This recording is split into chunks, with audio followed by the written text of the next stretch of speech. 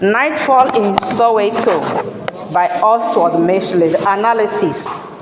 Line 1 to 5 talks about the invasive threat. The invasive threat. You know what invasion is like? To invade. Okay? Invasive threat. And it reads, Nightfall comes like a dreaded disease, seeping through the pores of a heady body and ravaging it beyond repair. Nightfall comes like a disease is a simile. Like a dreaded what? Disease is a simile. And it shows how nightfall infects the community. Nightfall was like an infection now to them. Just as illness invades a body, darkness invades the township, bringing corruption, fear, and irreparable what? Destruction. Then, from line 6 to line 12, talks about the hidden predator, the hidden oppressor, the hidden murderer.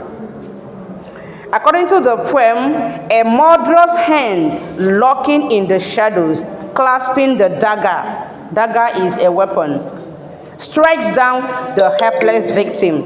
Then the poet said, I am the victim. I am slaughtered every night in the streets. So this shifts to the first person pronoun, which here personalizes the terror there. From this line, you have a shift. The focus has been shifted to a personal word pronoun, I. In this case, the terror is now being personalized. Okay. The metaphor of the murderous hand represents the violent reality of the apartheid states. The poet highlights the brutal inevitability of death from the oppressed. Death as the end of all the attacks there. Those victims, some of them were killed, some of them were what? Murdered. And here you see the poet identifying himself that he was also what? One of them. From line 13 to line 18, we have laws of humanity. From line 13 to line 18, we have what? Laws of what? Humanity. I am cornered by the fear gnawing at my timid heart. In my helplessness, I languish. Man has ceased to be man. Man has become beast. Man has become prey. Here, we see the psychological effect or the psychological damage caused by this what? Terror meted on those people. Then, we have here, fear physically touches the speaker, robbing him of what? Agency. The repetition of man emphasizes the breakdown of civilized society. The society has completely what? Been broken down. Under the brutal system, humanity is reduced to a primitive struggle where oppressors are savage beasts and the oppressed are helpless prey. The oppressors are what? Beasts. The oppressed. Helpless prey. Psychological damage caused by what? Apartheid what? Regime. Man has ceased to. This one, I'm always engrossed in fear because of the happenings. And now man has ceased to be what? Man. Man has turned to a beast, making their fellow humans their prey. Okay. Then we have from line 19 to line 20 to 23. You have the hunt here. And who is being hunted? The prey. The prey. And who is hunting the prey? the predator. Hunting, instead of human beings hunting animals, human beings are hunting their fellow humans. I am the prey. I am the quarry to be run down by the marauding beast, let loose by cruel nightfall from his cage of death. That's the poem. The speaker is the prey and quarry. Nightfall is personified as the cruel jailer that unleashes the beast, representing the murderous forces roaming the streets. Murderous words. Murderous forces, different forces, or you can even call them different government agencies that patrol or move around the streets. And they are there hunting for their fellow, they are there hunting their fellow human beings, not the animals. In that case, you see the nightfall being seen as a very cruel, whatever, no longer a natural phenomenon. Then you have line 24 to line 30. Line 24 to line 30. Where is my refuge? Where am I safe? Not in my matchbox house, where I barricade myself against nightfall. I tremble at his crunching footsteps. I quake at his deafening knock at the door. The rhetorical questions here highlight the speaker's total lack of what? Safety.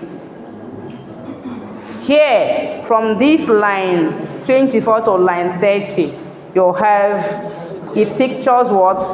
The idea of what? No escape for the victims. No escape for the victims. You see here, those questions, the speaker uses the questions to express what? Lack of what? Safety. The matchbox house underscores the poverty and vulnerability of black South Africans. Poverty and what? Vulnerability. If you remember what we said yesterday, matchbox house, if you are vulnerable, I mean you can easily be what? Crushed. Matchbox house, very fragile, you can easily what? Crush it. Okay. Then even within locked doors, the terror continues, symbolizing the terrifying state-sanctioned raids. State-sanctioned what? Raids. Which means that those crimes were not perpetrated by unofficial or non-governmental officials. Okay. Then you have from line 31 to line 35, it talks about the desperate wish. The desperate wish of the poet or the victims. Open up, he barks like a rabid dog, thirsty for my blood. Nightfall, you are my mortal enemy. Open up. The desperation is coming. This desperate wish was coming from who? The predator, the oppressor. Then nightfall, you are my mortal enemy. Comes from who? So the predator was having a desperate wish to do what? To suck their blood, to destroy them, to crush them. Why those of them there, the oppressed, were having a desperate wish for nightfall never to do what? To come again in their lives. It's okay. The direct address. Let me go back a little bit. The violent animalistic imagery, barks like a rabid dog, strikes the attackers of human what? Empathy. It depicts the attacker as someone who lost completely what? Human what? Sympathy. The direct address and repetition of nightfall treats the night as a sentient or a sentient enemy. As I don't know how to describe it. Anyway, if I say a wicked enemy, do we have friendly enemies? Yes.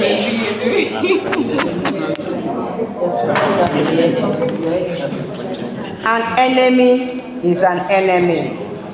Okay? So here, nightfall is treated as what?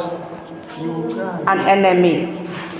An enemy here. And you have from conclusion line 36 to line 37. But why were you evacuated? Why can't it be daytime? Daytime forevermore. You see the poet still ending with what? Rhetorical questions and the desperate wish. The speaker longs for daytime, which symbolizes light, freedom, visibility, and an end to the oppressive word darkness.